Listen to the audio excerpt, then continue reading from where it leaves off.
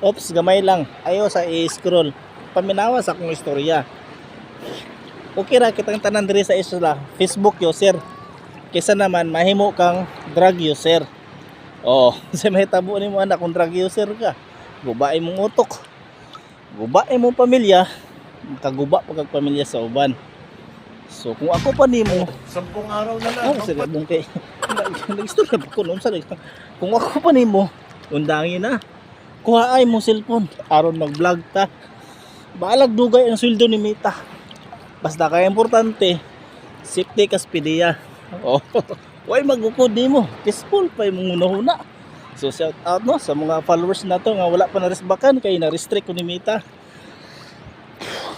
Padayon lang ta mga idol. Ug salamat sa inyong padayon nga suporta. Shout out niya ng tanan. Kaning tanan no. Shout out ninyo. Ayaw kalimot no pag-share sa atong video para maabot ni sa uban awareness kini sa atong tanan. Salamat ug maayong adlaw kanatong tanan.